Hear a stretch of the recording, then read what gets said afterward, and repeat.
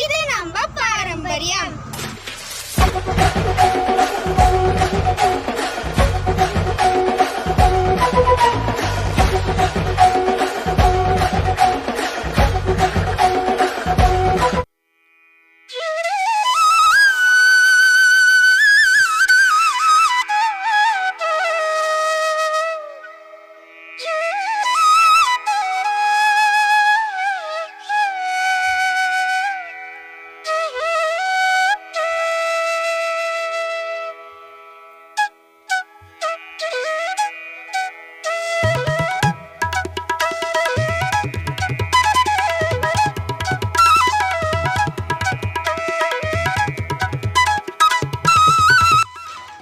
வணக்கம் நண்பர்களே, எப்போ பார்த்தாலும் உங்களுக்கு ஈஸியர் சைடையே சுற்றி காமிச்சு ரொம்ப போர் அடிச்சிச்சிங்க.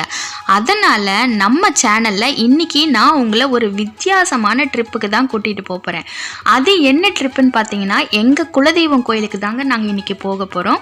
வாங்க எங்களோட சேர்ந்து நீங்களும் ட்ராவல் பண்ணலாம்.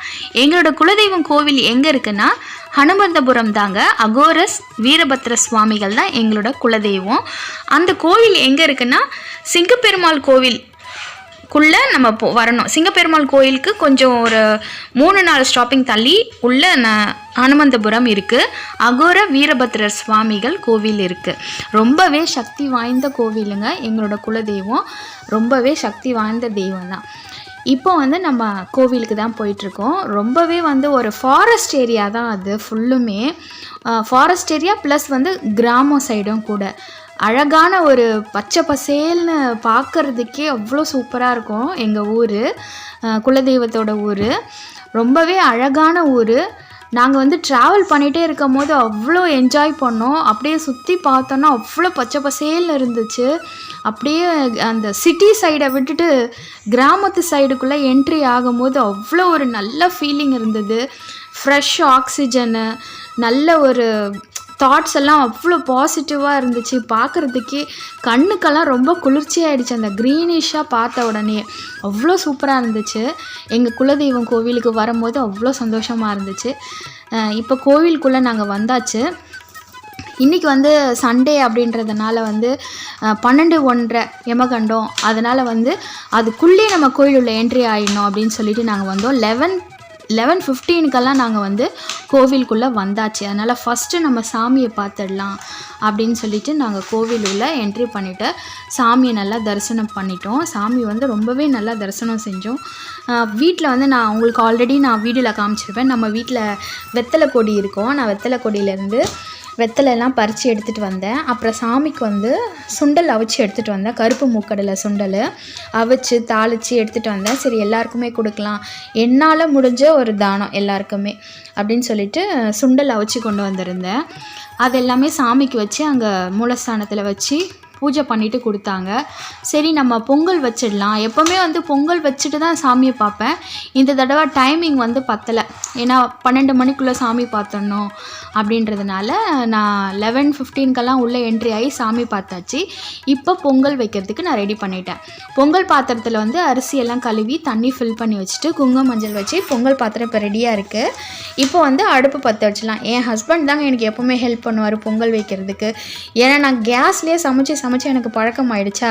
அதனால் அடுப்பில் சமைக்கும் போது கொஞ்சம் தான், ரொம்ப இல்லை, கொஞ்சம் டஃப்பாக இருக்கும். அந்த சூடெல்லாம் எனக்கு கையில் பொறுக்காது. பட் ஆனால் நான் செய்வேன், அடுப்புலலாம் நல்லா செய்வேன். பட் என் ஹஸ்பண்ட் எனக்கு ரொம்பவே ஹெல்ப் பண்ணுவார். அவர் தான் அடுப்பு பற்ற வச்சு கொடுத்தாங்க. நான் பொங்கல் பானையை அடுப்பில் வச்சுட்டேன். ஜெகதீஷும் லோகிதாவும் ரொம்பவே என்ஜாய் பண்ணாங்க. நான் கையில் ஃபோனை கொடுத்துட்டு சரி நீங்கள் கோயிலில் சுற்றி பாருங்கள், எங்கேயும் போகாதீங்க, கோயிலை நல்லா சுற்றி பார்த்துட்டு வாங்கன்னு சொல்லிட்டு கையில் ஃபோனை கொடுத்துட்டேன். அவங்க 2 பேர் சேர்ந்து எடுத்த வீடியோ தான் இது உங்களுக்கு நான் ஷேர் பண்ணிகிட்ருக்கிறது. ஃபுல்லுமே கோயில் ஃபுல்லுமே சுற்றிட்டு வந்துட்டாங்க. இங்கே பாருங்கள், லோகிதா தண்ணி பிடிச்சிட்ருக்காங்க பாருங்கள். நாங்கள் அங்கே பொங்கல் வச்சுட்டு இருந்தோம். இங்கே இவங்க குடிக்கிறதுக்கு தண்ணி பிடிச்சிட்ருக்குறாங்க. கோவில் உள்ள நம்மளுக்கு குடிக்கிறதுக்கெலாம் தண்ணி ரொம்பவே சூப்பராக அரேஞ்ச் பண்ணியிருந்தாங்க. இங்கே பாருங்கள், கோவில் கோபுரம் ஃப்ரண்ட்டில் பெரிய கோபுரம் இருக்குது. அதுக்கப்புறம் தங்க கோபுரம் மாதிரி ஒரு கோபுரம் இருக்குது உள்ள. லோகிதம்மா டான்ஸ் ஆடிக்கிட்டே இப்படி போகிறாங்க. அவங்க ரொம்பவே நல்லா என்ஜாய் பண்ணாங்கங்க. கோவில் அவ்வளோ சூப்பராக இருக்கும். இங்கே பாருங்கள், தொட்டிலாம் கட்டியிருக்கிறாங்க மரத்தில்.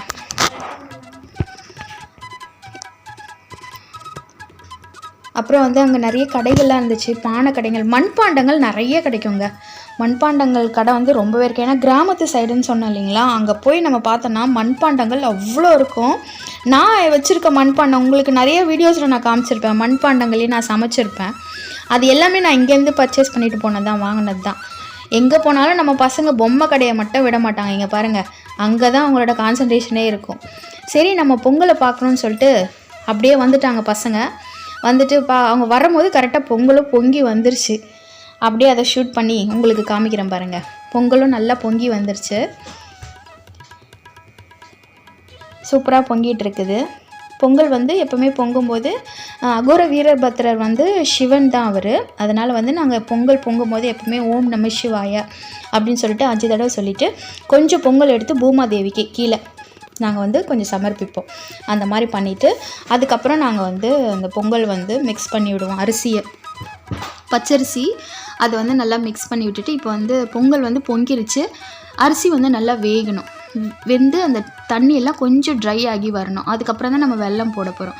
சரி அதுக்குள்ளே அரிசி வெந்துட்டுருக்கட்டும் அப்படின்னு சொல்லிட்டு அவங்க பார்த்துட்டு மறுபடியும் சுற்றுறதுக்கு வந்துட்டாங்க. கோவிலெல்லாம் சுற்றி பார்க்கணுமா அப்படின்னு சொல்லிட்டு அப்படியே வந்திருக்காங்க பாருங்கள். இது எல்லாமே அவங்க எடுத்த வீடியோஸ் தான் ஃபுல்லுமே. அங்கே வந்து எல்லாமே நேச்சுரலான திங்ஸுங்க. அப்படியே செடியிலேருந்து பறித்து நம்மளுக்கு அப்படியே விற்பாங்க. அவ்வளோ சூப்பராக இருக்கும். எல்லாமே ஃப்ரெஷ்ஷானது, எதுவுமே மருந்து போட்டு பழுக்க வைக்கிற பழமே கிடையாது. அப்படியே செடியிலேருந்து ஃப்ரெஷ்ஷாக பறிச்சுட்டு வந்து நம்மளுக்கு வந்து சேல்ஸ் பண்ணுவாங்க. அவ்வளோ காய்கறிகளும் சரி பழங்களும் சரி அவ்வளோ சூப்பராக இருக்கும். அப்படியே சுட சுட பஜ்ஜி போண்டா கடை, எல்லா கடையும் ஒரு ரவுண்ட் அடிச்சிட்டாங்க. என்கிட்ட வந்து காசை வாங்கிட்டு அப்படியே அம்மா இருமா நாங்கள் போய் ரவுண்ட் அடிச்சுட்டு வரோன்னு சொல்லிட்டு அவங்க 2 பேரும் நல்லா என்ஜாய் பண்ணி ரவுண்ட் அடித்தாங்க. இங்கே வந்து அரச மரத்தடியில் ஒரு பிள்ளையார் இருப்பார். அந்த பிள்ளையாருக்கு இப்போ வந்து ஒரு தனி கோவிலே கட்டியிருக்காங்க. ரொம்பவே சூப்பராக இருக்குது. இங்கே பாருங்கள், பொங்கல் வந்து நம்ம தண்ணியெல்லாம் நல்லா ட்ரை ஆகிட்டு இப்போ வந்து அரிசிலாம் வந்து நல்லா வெந்துருச்சு, தண்ணியும் ட்ரை ஆகிடுச்சு. வெல்லத்தை வந்து நான் வீட்டிலே நல்லா இடித்து கொண்டு வந்துட்டேன், நல்லா தூள் பண்ணி. அதுலேயும் ஒன்று அங்கங்கே கட்டி கட்டியாக இருக்குது. அதை வந்து நம்ம அப்படியே அரிசியில் சாதத்தில் போட்டோன்னா பொங்கலில் அந்த வெல்லம்லாம் அப்படியே அதை கரைஞ்சிரும். நல்லா ஹீட் ஆக ஆக வெல்லம் வந்து கரைஞ்சி வெல்லம் வந்து லிக்விடாகவே வந்துடும். அதுக்கப்புறம் வந்த பிறகு நல்லா கொஞ்சம் திக்னஸாக வந்த பிறகு நம்ம வந்து நெய் சேர்த்துக்கலாம். நான் இன்றைக்கி ஒரு 2 பேக்கெட் சின்ன பேக்கெட் நெய் தான் எடுத்துகிட்டு வந்தேன். 2 பேக்கெட் நெய் சேர்த்துருந்தேன். ஏன்னா நம்ம வீட்டில் செய்கிற மாதிரி இருந்துச்சுன்னா பொங்கல் வந்து நம்ம தனியாக தாளித்து அதுக்கப்புறம் நம்ம கொட்டலாம், பொங்கலில் சேர்த்துக்கலாம். ஆனால் இப்போது கோவில்ன்றதுனால தனியாக தாளிக்கிறதுக்கு ஒரு பாத்திரம் அதெல்லாம் வந்து நம்மளுக்கு அந்த அளவுக்கு ஈஸியாக இருக்காது. அதனால் அந்த பொங்கல்லே வந்து நம்ம நெய்யை சேர்த்துட்டு முந்திரி திராட்சை ஏலக்காய் அது எல்லாமே அந்த பொங்கல்லே நம்ம நல்லா மிக்ஸ் பண்ணிடலாம். அந்த நெய், முந்திரி, திராட்சை, ஏலக்காய், பச்சரிசி, வெல்லம் எல்லாமே சேர்ந்து நல்லா மிக்ஸ் ஆகி கோவிலில் செய்கிற பொங்கல் இது ஒரு தனி டேஸ்ட்டு தாங்க. அதுவும் அடுப்பில் செய்கிறது ரொம்பவே சூப்பராக இருக்கும். அதுவும் சாமியோட அருள் பெற்ற பிரசாதம் சூப்பராக இருக்கும். நாங்கள் நல்லா பொங்கல் வச்சிட்டோம், பொங்கலும் சூப்பராக வந்துடுச்சு. இங்கே பாருங்கள், என்னோடய ஹஸ்பண்ட் தான் வந்து அந்த பொங்கலை எடுத்துகிட்டு வந்தார். ஏன்னா சூடாக இருக்கும், அதனால் என்னால் எடுக்க முடியாதுன்னு சொல்லிவிட்டு அவங்க தான் எடுத்துகிட்டு வந்தாங்க. நானும் லோகிதாவும் சுண்டல் அவிச்சு எடுத்துகிட்டு வந்தேன் இல்லைங்களா, அதை எடுத்துக்கிட்டு பையில் கொஞ்சம் ஃப்ரூட்ஸ் எல்லாம் சாமிக்கு வாங்கிட்டு வந்தேன். அதெல்லாம் எடுத்துகிட்டு நாங்கள் உள்ளே வந்தோம்.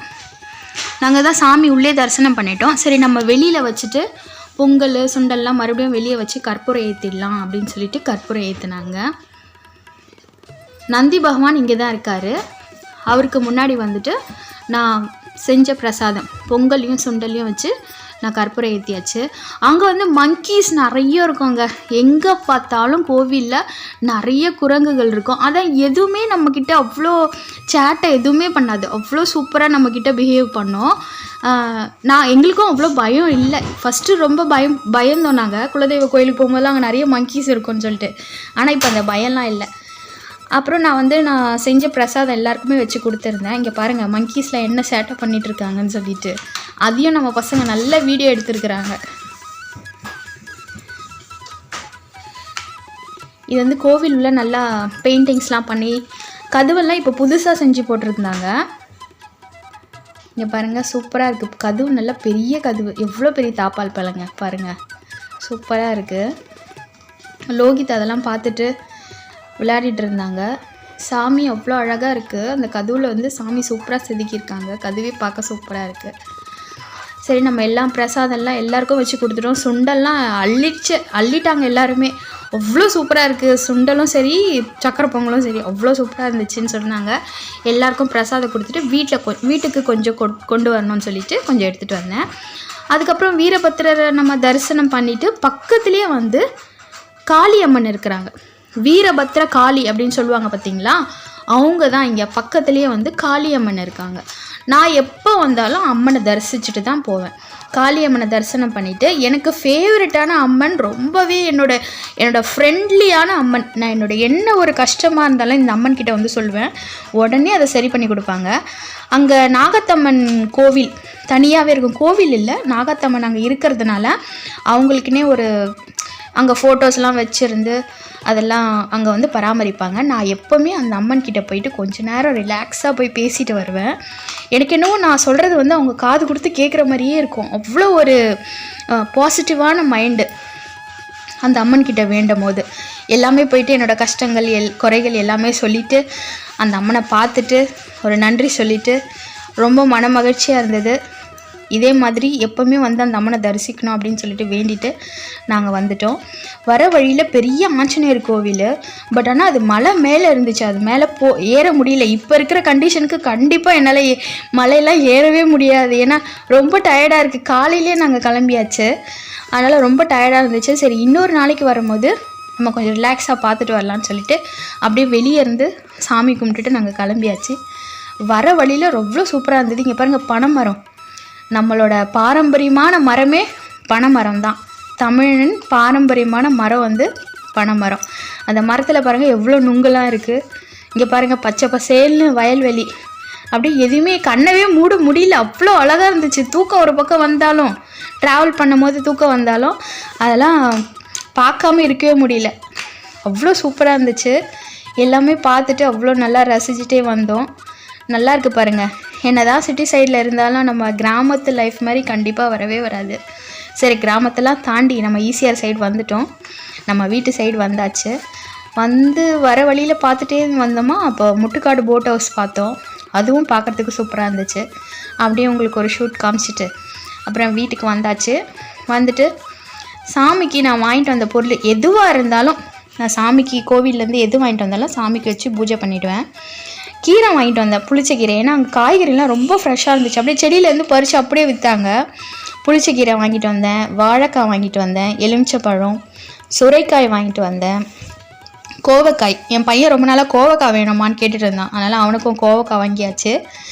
பிரசாதம் வந்து நான் அதை எடுத்து வேறு பாத்திரத்தில் மாற்றி வீரபத்திர சுவாமி ஃபோட்டோ வச்சுட்டு அங்கே சுவாமிக்கு வந்து பூஜை பண்ணுறதுக்காக எல்லாம் எடுத்து வச்சுட்டேன்.